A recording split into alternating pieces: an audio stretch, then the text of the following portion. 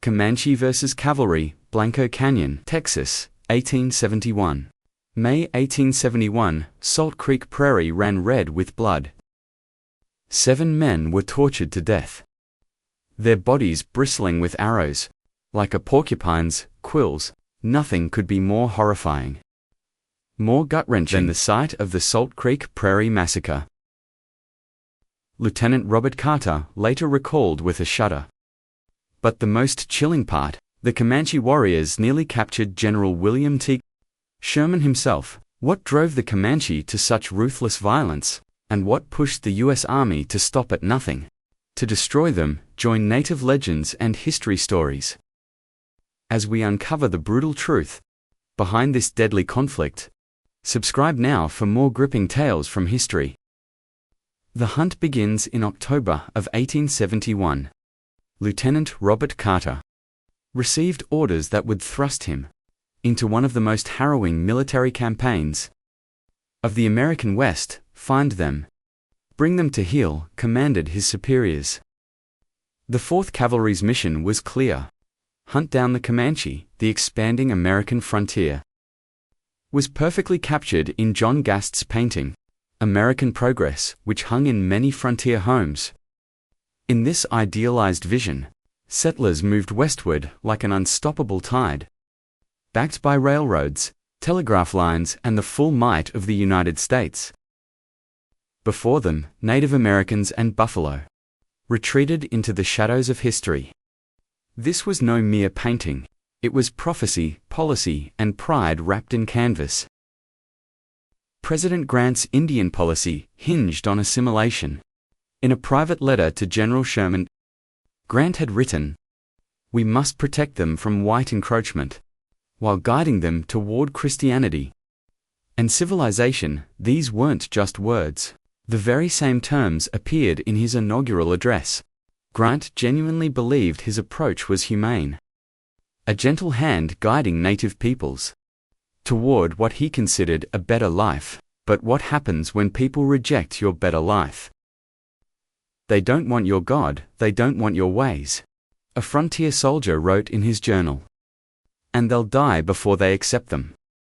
The Comanche resistance. Among those who most fiercely resisted were the Comanche, a people the U.S. military classified as the most powerful and dangerous of all Indian tribes.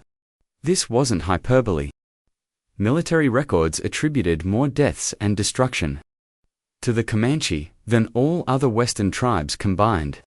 Their domain, known as Comanche, stretched across vast territories, and they defended it with tactical brilliance and unflinching ferocity. For settlers pushing into the edges of Comanche, fear became a constant companion.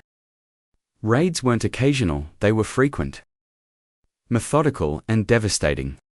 One Army colonel assessed the situation in stark terms: if these Indian marauders continue unchecked, this entire territory will be abandoned. The settlers will simply vanish. His words proved prophetic. As homesteads stood empty, their owners fled or dead. The rumors that circulated about the fate of those taken in raids haunted frontier communities. Parents frightened disobedient children with whispers of Comanche raiders. Women practiced shooting, vowing never to be taken alive. Men slept with loaded rifles beside their beds.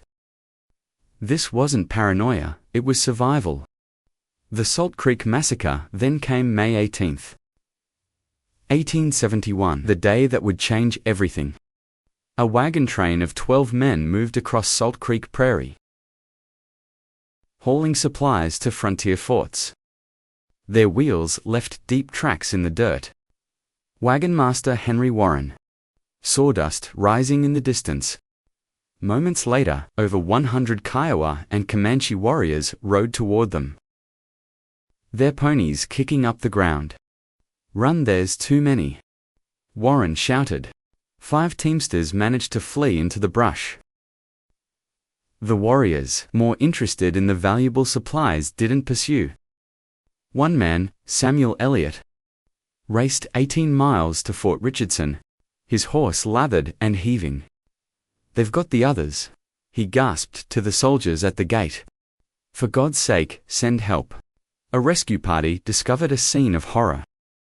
Lieutenant Robert Carter later wrote, "There could be nothing more appalling, heartrending or sickening to the human senses than the spectacle of the Salt Creek Prairie Massacre. 7 men lay dead, their bodies bristling with arrows. Some were decapitated, their scalps taken as trophies. The earth beneath them had turned dark crimson. A fiery death. Evidence showed that one man had fought back fiercely. For this defiance, the warriors captured him, stripped him naked, and tied him spread-eagle to a wagon wheel. Slowly, deliberately, they built a fire beneath him, roasting him alive. His remains told a story too horrific to describe. In official reports, Sherman's close call. In a twist of fate, that same day, the Warren wagon train had encountered General William T. Sherman himself, traveling with a small escort of 20 soldiers. Had the Cayuga and Comanche attacked then, they might have killed the commanding general of the United States Army. Sherman had ridden on, unaware of how close he had come to death. An hour later, the warriors chose the wagon train as their target. Instead, Sherman's fury. When Sherman learned of the massacre, his face hardened. A witness described him as cold with fury. This was the moment America's Indian policy shifted. The damage on the frontier had become intolerable. Settlers had been pleading with Sherman for years to stop the raids, claiming hundreds of deaths. Now Sherman had nearly been a victim himself. "No more," Sherman declared. "This ends now." Satana's arrest. At a council at Fort Sill, a Kiowa chief named boasted openly about the attack. "I led the raid," he proclaimed, apparently believing his status would protect him. "I killed 7 men." Sherman's response was immediate. He ordered Satana arrested. The chief and several others were convicted of murder and imprisoned, an unprecedented action against tribal leaders. The New Order. Sherman's new orders echoed across the frontier. Pursue these murderers into the heart of their territory. Bring the Quahati Comanche to the reservation by force, or wipe them out completely. The Army's objective had transformed. No longer would they simply protect the borders of settlement. Now they would penetrate deep into Comanche, the Wolves' Den, as they called it, with a clear mission: find the raiders and destroy them. This wasn't just another campaign. It was a fundamental shift in American policy toward native resistance. As one officer noted in his diary, "We are not merely defending anymore. We are hunting." And Lieutenant Robert Carter was about to lead the hunt into hell itself, the High Plains. A land of death, the High Plains presented the U.S. military with its final and perhaps most formidable conquest. This wasn't merely difficult terrain. It was actively hostile to those who didn't understand its ruthless nature. No trees provided shelter from the elements. Water sources were scarce and hidden. The climate itself seemed designed to break both body and spirit. To the fort, accompanied by winds that didn't cool, but rather functioned like blowtorches, capable of destroying entire crops within days. These same winds burned eyes, cracked lips, and dehydrated bodies with alarming speed. When autumn yielded to winter, the notorious northers arrived. Sudden gale force winds from the north that could plunge temperatures from comfortable to life-threatening within hours at dawn. Carter joined Captain Edward Hale with a small detachment to pursue the horse thieves. The group included Private Candor Greg, a soldier Carter had served with for years and trusted implicitly Hale's men. Mostly new recruits were an unknown quantity. The trap unfolds following the raiders' trail. They rode a mile or two from the main force.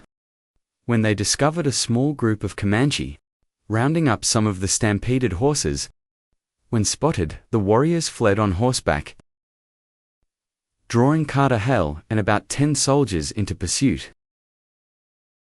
This pattern, showing a small force, then retreating, to draw pursuers away from their main body of support, was a standard Comanche tactic.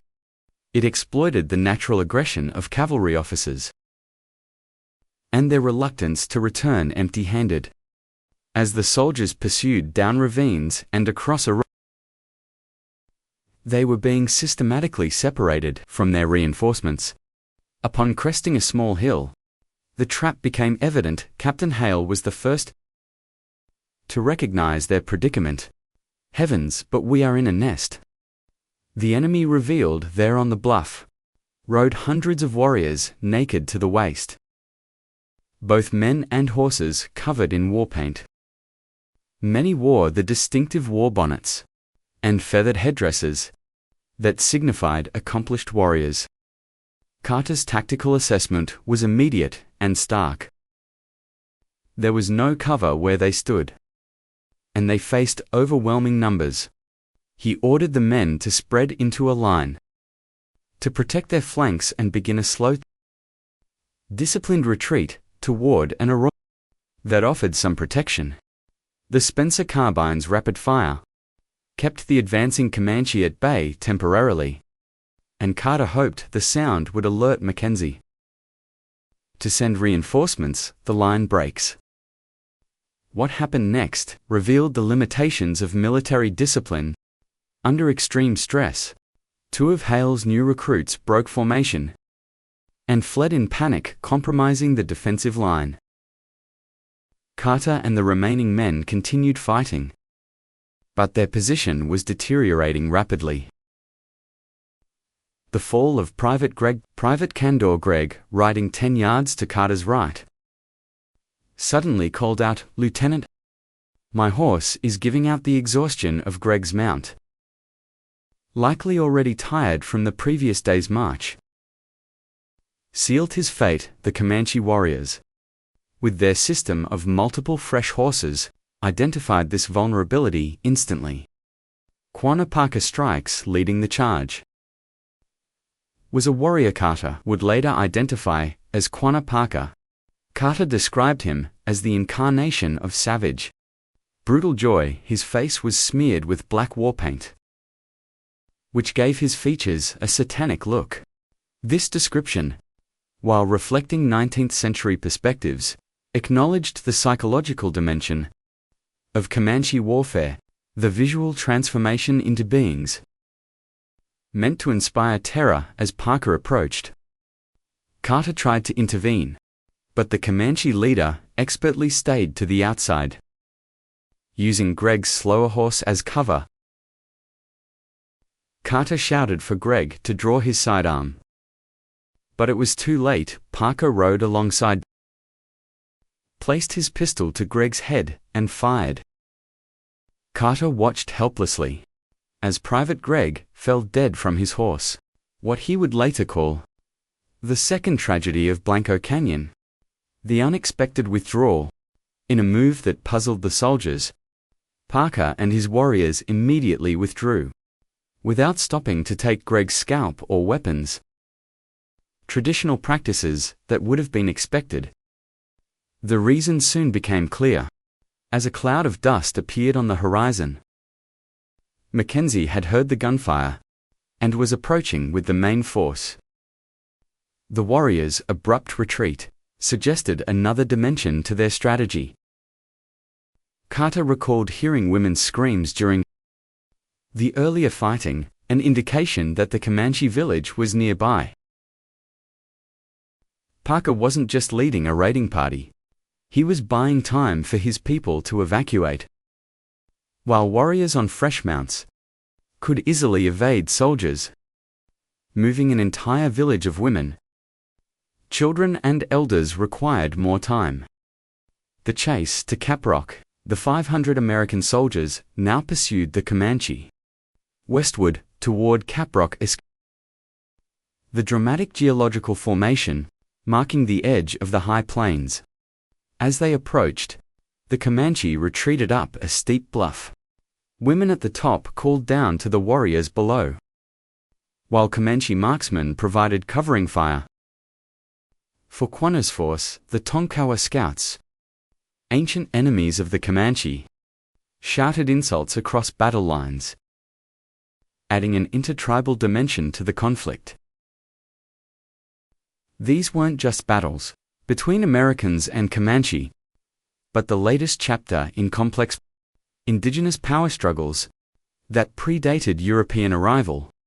Carter's injury leading a group of men up a trail to the plateau. Lieutenant Carter's horse took a turn too sharply, and his leg smashed against a boulder. The impact, which he described as sounding like the crack of a pistol, caused him to lose consciousness. When he recovered, he found his men giving him water. But the pursuit had been lost. The Comanche horses, fresher than the American mounts, had carried the last of the Quahati out of sight, into the hills and ravines. His injury was severe, his leg badly swollen, black and blue, covered with clotted blood. But when Mackenzie offered to send him back to the fort,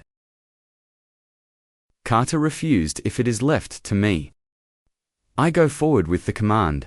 Before allowing Carter to return to duty, Mackenzie questioned him about Captain Hale's actions. During the ambush, Carter's response, that Hale and his men had merely made an error, reflected the complex code of military brotherhood. Despite potentially career-ending mistakes, officers rarely criticized each other's battlefield decisions. To superiors, Carter's physical suffering, riding with a severely injured leg that required his boots to be cut off, added a dimension of personal sacrifice that military reports rarely captured.